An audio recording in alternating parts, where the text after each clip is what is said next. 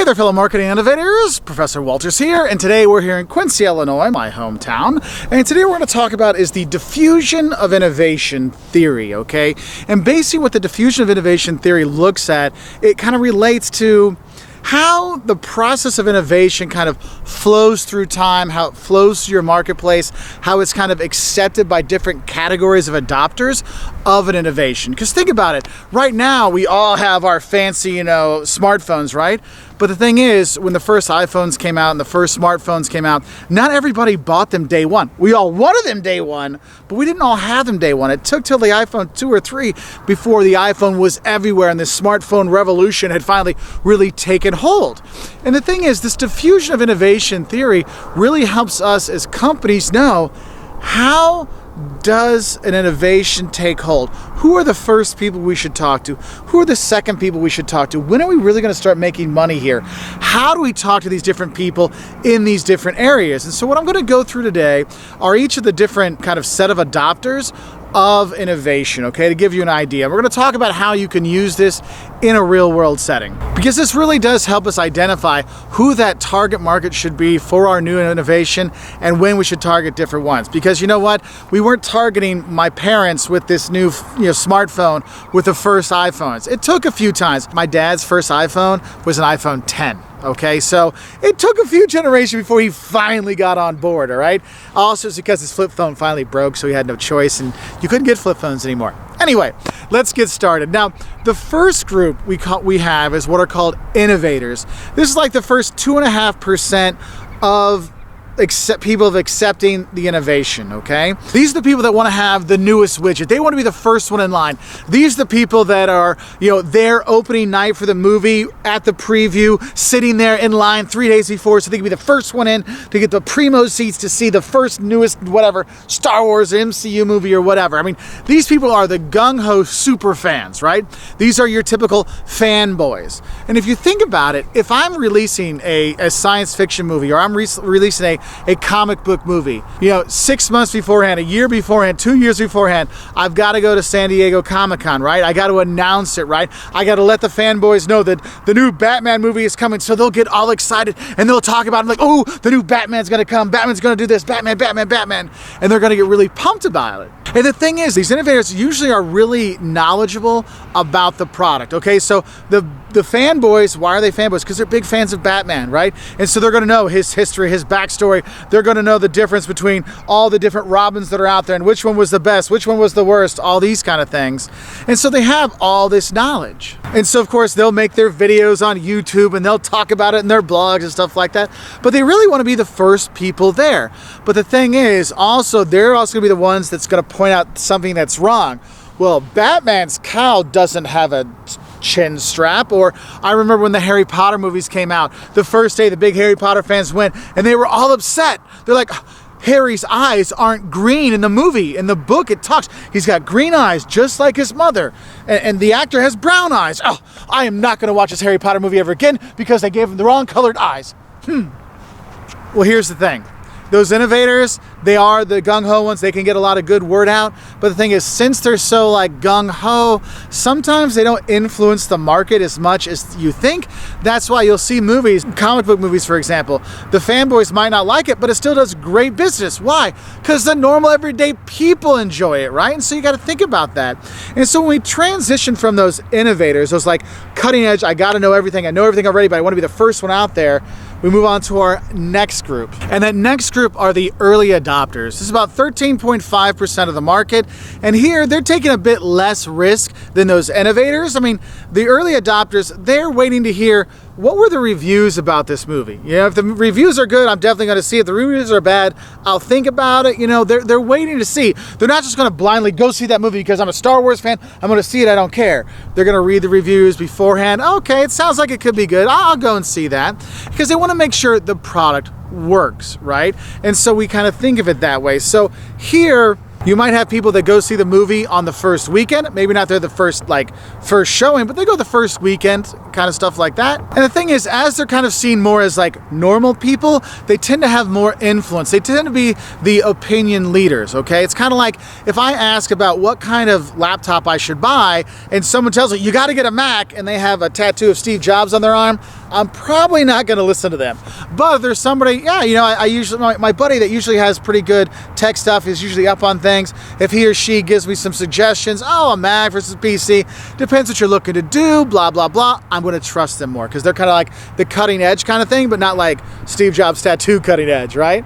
And so we have that. And once these kind of early adopters kind of move through, then we move on to our next kind of set of adopters. That's the early majority. This is when your company, your product, your innovation is really starting to make money, okay? And that's about 34% of the market.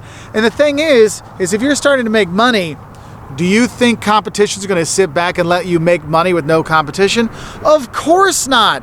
If you look at it in terms of the overall genre of comic book movies, it took the MCU to really start making billion-dollar movies to make DC and other movie companies to start making lots and lots of comic book movies. Because why did we never have too many throughout the years? Well, we weren't sure if it was going to work. We didn't know what was going to happen. This whole shared universe idea, I don't know.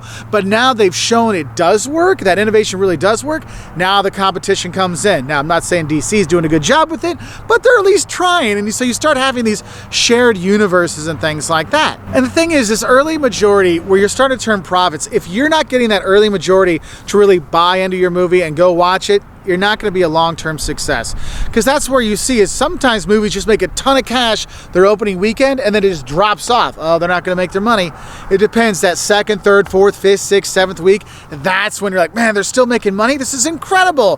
Jumanji movies, the newer Jumanji movies, they're doing it long-term. Man, they're making good money. Not a ton up front, but then people hear about it, how fun it is with The Rock, and boom, boom, people keep seeing it week after week after week after week after week after week.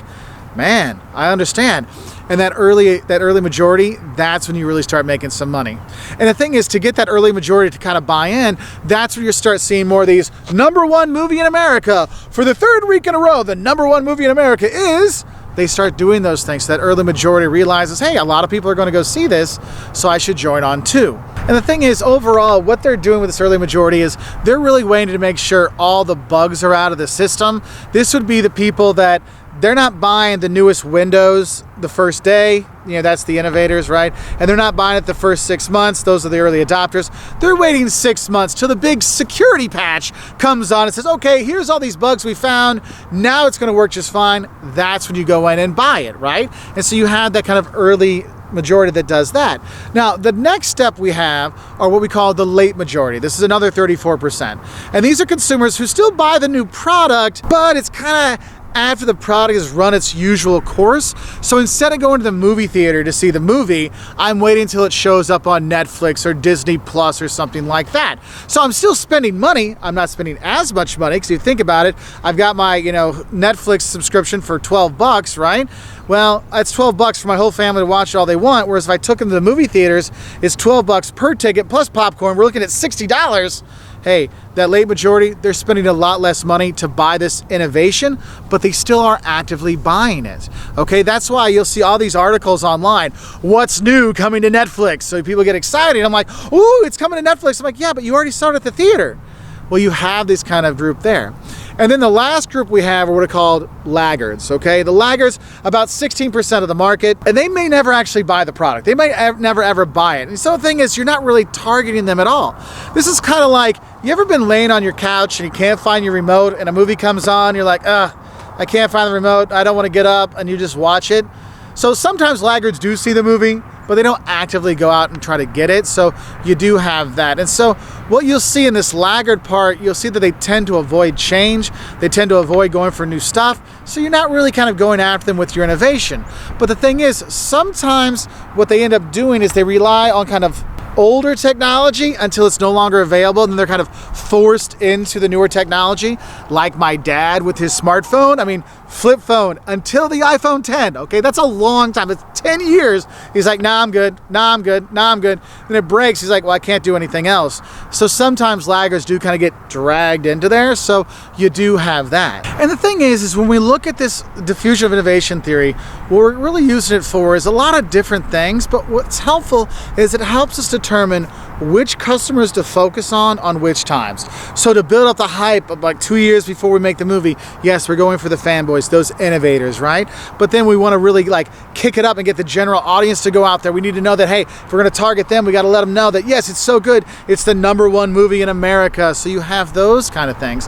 And what really helps you know is it kind of helps you predict who will buy the product at which time, and so we don't have to focus on target market that isn't going to buy at that time. There's no reason to go after my dad to buy the newest iPhone. Look, we don't have to do with that. He'll eventually get there. Maybe we don't target them at all. And another thing you might look at is how you're going to price it at each one of these different things.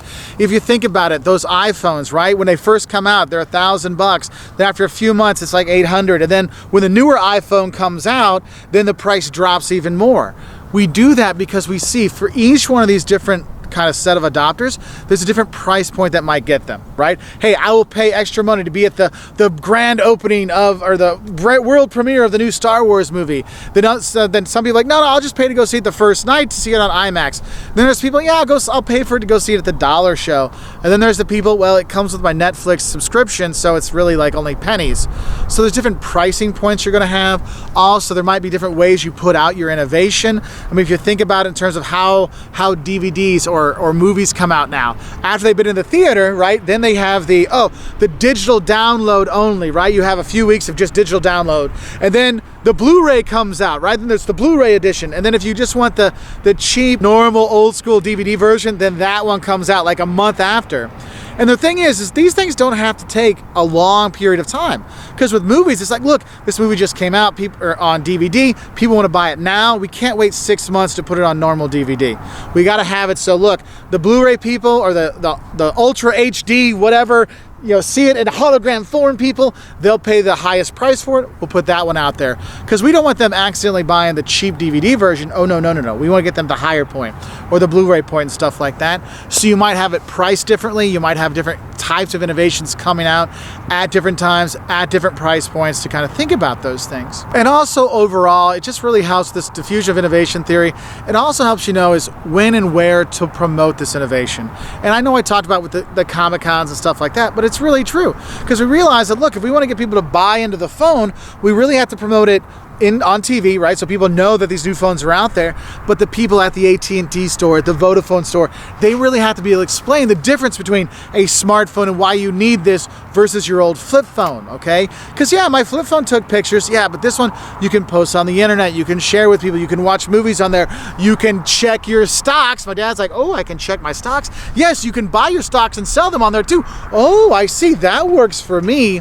And so you have different things that really kind of click with each one of those different groups, and that kind of helps you out. So I know this is kind of a long, complicated story about the diffusion of innovation theory, but honestly, it is super effective when you've got a new innovation coming out, knowing who to target, because one of the mistakes I see a lot of entrepreneurs make is they say, my new product is perfect for everybody. It might be, but you got to focus down on who's going to get the biggest bang first, who's going to promote it, and then work your way through.